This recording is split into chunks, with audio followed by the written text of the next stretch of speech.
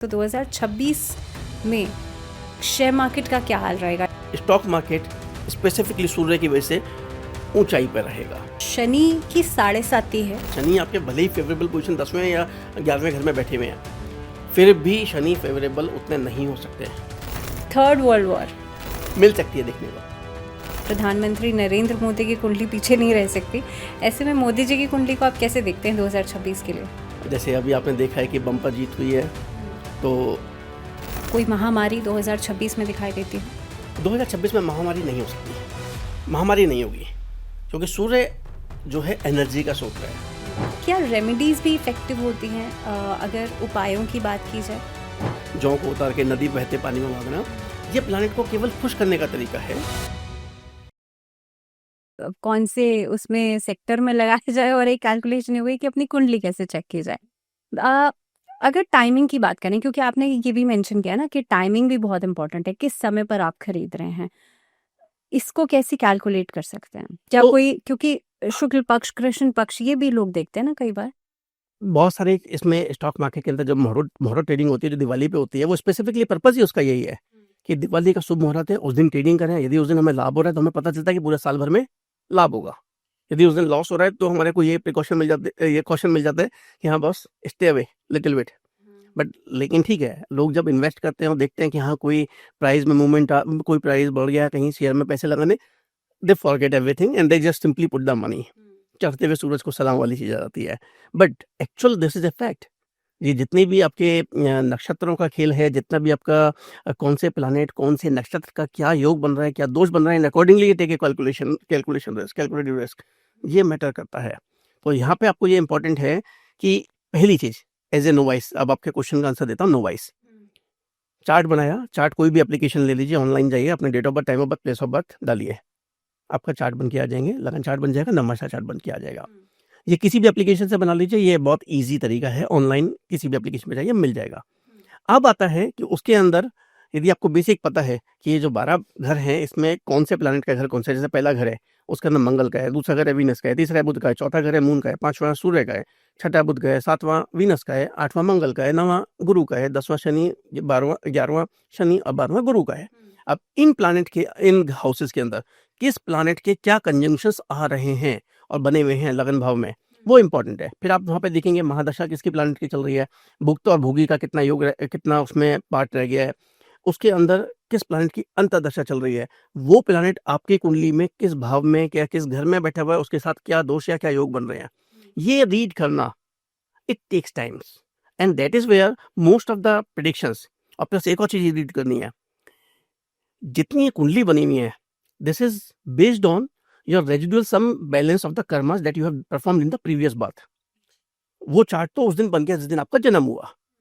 Over the time you perform certain duties which may be karmas which may be positive or negative.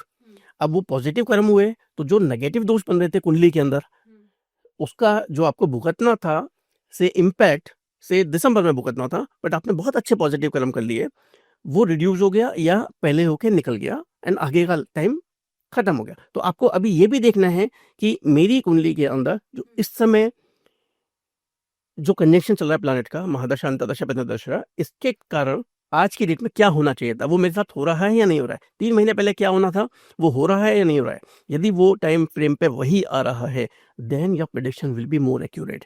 हम केवल ये chart देख के कि हाँ हमने लगन भाव रीड कर लिया, उससे प्रेडिक्शन दे दी, no. If your karmas are very very positive and जो आपका गाड़ी 100 की स्पीड पर टकरानी थी वो 60 की स्पीड पर टकरा कर रह जाएगी। यदि आपको मिलना था सोने का 1 घड़ा, हो सकता है आपको मिला 10 घड़े। अच्छा, ये बहुत इंपॉर्टेंट फैक्टर है। And most of the people why the prediction they go wrong is they do not consider this aspect at all. This has to be considered because आज की डेट में यू एज ए पर्सन जिस दिन पैदा हुए थे, उस दिन आपके प्लैनेटरी कंजंक्शन पिछले जन्म के रेजिडुअल संबैलेंस से एक डिफरेंट प्लैनेट का डिफरेंट भाव में डिफरेंट कंजंक्शन से डिफरेंट इम्पैक्ट दे दिया गया। But over the time, how did you negate or you increase that negative karmas? If you increase the negative karmas, then जो चीज होने वाली आगे थी वो आज की डेट में दिख सकती है। आपने लग्न की बात की, और क्या अलग अलग लग्न का भी कुछ इम्पैक्ट होता है कि ये लग्न है तो इनको इन्वेस्ट करना चाहिए, या ऐसा इससे? यस, बिल्कुल है, 100%। दैट्स व्हाट आई सेड कि लगन मीन्स आपका जहां से आपकी कुंडली शुरू हुई है, उस भाव में यदि बुध बैठा हुआ है, अच्छा। It gives U A high. जैसे आपका डेट ऑफ बर्थ है, से फॉर एग्जाम्पल 23 हम्म 3 12, जो 3 नंबर के साथ अलाइंड हो, उनके लिए अच्छा है। उनके लिए अच्छा है। हम्म अब ये आता चला गया इस पर्सपेक्टिव पे, सॉरी 5 नंबर पे, सॉरी 14 5, वो 3 तो न्यूमरोलॉजी में रिप्रेजेंटेशन है गुरु का, 5 नंबर इज रिप्रेजेंटेशन ऑफ बुध। तो जो बुध है आपका, यदि वो रिप्रेजेंटेशन अच्छा है, यदि आपका डेट ऑफ बर्थ 13 है, आपका जो डेट ऑफ बर्थ है आपका जो 4 के साथ और 5 के साथ नंबर के साथ अलाइंड है, तो आपके लिए ये एक अच्छा योग देता है स्टॉक मार्केट के लिए। तो या तो 5 हो जाए, 14 हो जाए, 23 हो जाए, या फिर 4 हो जाए, 13 हो जाए, या फिर 22 हो जाए। ये जो डेट है, यदि आपका लक नंबर इनके साथ अलाइंड है और इन्हीं प्लैनेट की महादशा चल रही है, से राहु की या फिर बुध की, देन इट बिकम्स मोर सोने पे सुहागा and you can take a यानी कि कैलकुलेशन। अगर 23 नंबर डेट ऑफ बर्थ है और राहु की महादशा चल रही है, तो उस इंसान के लिए बहुत अच्छा है टाइम। टाइम अच्छा आता है उसके लिए स्टॉक मार्केट के पर्सपेक्टिव से। ओके। मैं अलग-अलग लग्न की बात अगर करते हैं हम लोग, इससे जैसे पहले कोई और चीज बताता हूँ। हम्म यदि आप मेरे गले में देखेंगे कुछ माला भी देखेंगे ग्रीन कलर का, जी। क्यों इम्पैक्ट बढ़ाया हुआ है? स्टॉक मार्केट में यदि आपको रहना है तो कुछ चीजें इंपॉर्टेंट है, अच्छा। आपको ग्रीन पे फोकस ज्यादा करना है। यदि आप आज देखेंगे भी तो कपड़े भी मेरे को मेजरली या तो ब्लू में या ग्रीन कलर में देखेंगे, येलो और रेड में कभी नहीं देखेंगे। अच्छा। वो क्योंकि साल मंगल का, हम्म मंगल के साथ में बुध की बनती नहीं है, दे आर कंप्लीटली अपोजिट। अच्छा। तो आपको अपने आप को बुध के साथ अलाइन करके रखना है, क्योंकि बुध मेरा सूर्य के साथ में पंचम भाव में स्ट्रॉन्ग पोजीशन पे राजयोग बना के बैठा हुआ है। अच्छा। अच्छा, तो इन चीजों को पहनने से आप कह रहे हैं कि एक कैटलिस्ट की तरह से काम करते हैं और उसके इम्पैक्ट को मैग्नीफाई कर देते हैं, जो प्लानिट आपके लिए स्टॉक मार्केट के लिए फेवरेबल है। हम्म हम लग्न की बात करते हैं, अगर मेष लग्न की बात करें तो मेष लग्न के लिए कितना इम्पैक्टफुल है? मेष लगन मंगल से गमन है, मंगल एंड बुध की कभी नहीं बनती, मंगल और राहु की कभी नहीं बनती। मंगल और राहु अंगारक दोष बना देता है और मंगल और बुध जो है विपरीत दोष बनाते हैं, तो इनकी कभी भी नहीं बनती है। अच्छा, तो यानी कि मेष लग्न वालों को नहीं, बट मैंने अगेन एक चीज बोला था कि केवल मेष लगन से नहीं, बाकी एस्पेक्ट भी चेक करने हैं। अभी की महादशा या अंतरदशा क्या चल रही है, क्योंकि शॉर्ट टाइम के लिए हो सकता है कि आपकी बुध की प्लैनेट की महादशा चल रही हो, वो बुध आपकी स्ट्रांग पोजीशन पर बैठा हुआ हो, तो वो आपको राइज दे देगा। तो ऐसा एक रूल नहीं बना सकते, there is no single rule, it is a probability analysis. And probability में जितने पैरामीटर्स को जितना ज्यादा कंसिडर करेंगे, मल्टीपल को, उतना ज्यादा आपका रिजल्ट प्रिडिक्शन बेटर होगा। यदि आपने केवल एक चीज पे ले लिया, तो जैसे अभी हम क्या करते हैं कि एस्ट्रोलॉजी क्या है, मोस्ट ऑफ द पीपल पढ़े लिखे लोग क्या बोलते हैं, it's a farce, it's not a science, it is something like बेवकूफ बनाने का तरीका। But I come from a background where I am a technocrat, I am a BTech electrical, MBA finance, doctorate degree in astrology and vastu, astrology and ayurveda, but I'm saying the science is not a false. I have seen both the side of the coin. One is completely technocrat, other one is being into say this spirituality जितनी भी sciences हैं, part of the spirituality.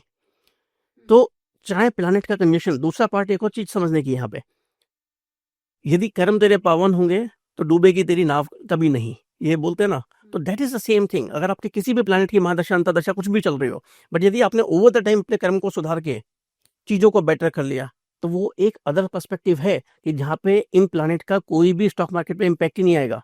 तो जिस चीज में आप लगा रहे हैं, आपके कर्म अच्छे हैं, तो आपको पॉजिटिव ही रिजल्ट मिल रहे हैं। अच्छा। तो यहाँ पे is not a single parameter, again and again I am giving a question कि अगर वो लगन है या कुछ भी है, बट बाकी parameter are also important. So that is where there is a important part कि that you have to talk to consult to a say learned astrologer and actually get your kundli checked if you know the exact time of birth. क्योंकि जहाँ पे पैसा involve हो जाता है ना, तो आदमी एक के बजाय 2-3 बार सोच लेता है कि भाई मैं यहाँ लगाऊं या नहीं लगाऊं। ऐसे में क्योंकि आप तो एस्ट्रो भी जानते हैं, न्यूमरोलॉजी भी जानते हैं, कितना एक्यूरेटली प्रेडिक्शंस की जा सकती हैं? 100%। अच्छा।